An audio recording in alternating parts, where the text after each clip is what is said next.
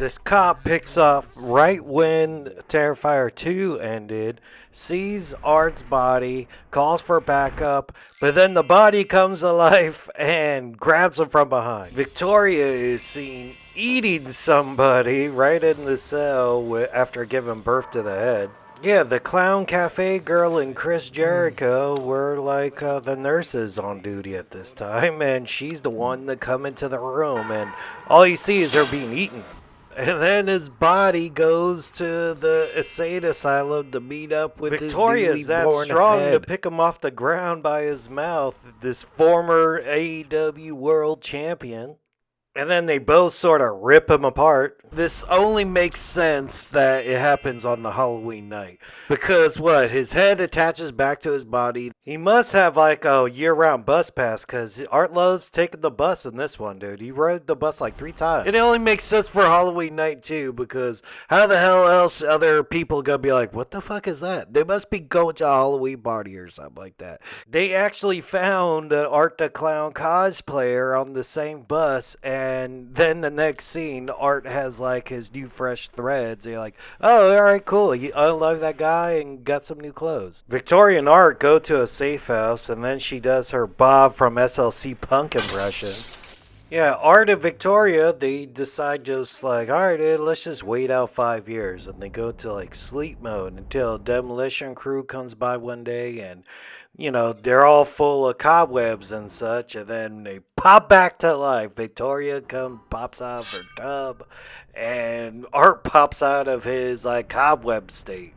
Man, his friend got it way easier than he did because he had a box cutter on him, and let's just say he got peeled like a potato, but sort of like from the scalp down the middle. Art goes for a stroll, and it's Christmas time, I guess, when they woke up, and there's a bar. And these two girls are like the luckiest two females in this whole franchise, because they just bump into Art real quick, like leaving the bar, and they lived.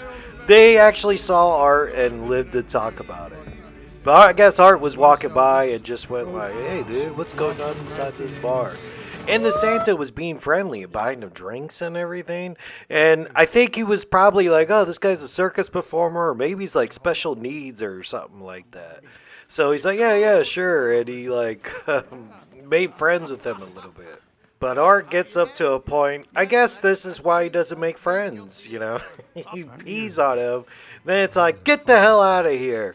But then you go, man, he brings out a gun. You're like, why, dude? I did not like that Terrifier 1, but I guess it makes sense in this setting.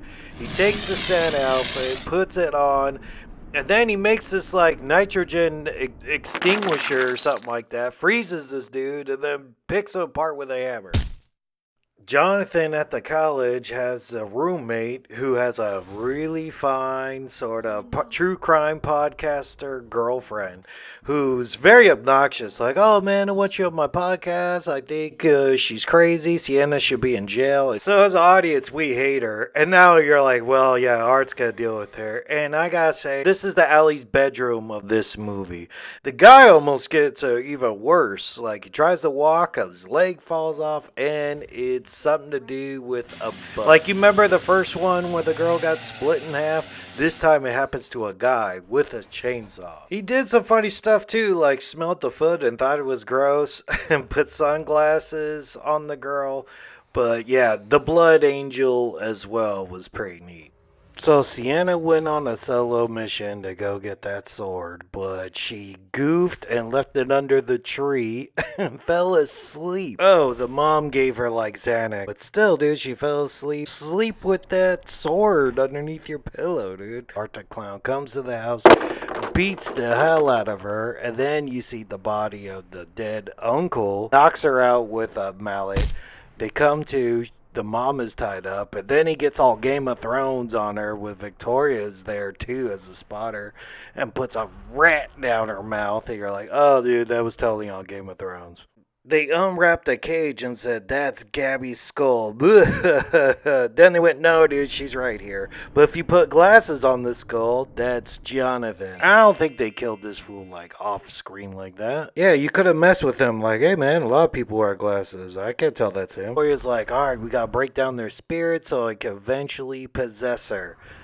And they're still trying to break down her spirit, and they go, "Here, open this gift." And they just got overconfident, and the gift was the sword, and she was able to chop Victoria's head off, stab Art, but then a hole opened up in the ground and swallowed Gabrielle up, and she was unable to get her. It swallowed her up, and Art made his escape and got onto a bus. That's bold because it's not Halloween time. This is Christmas time. So, shit, I guess you gotta wait till part 4 to see what happens.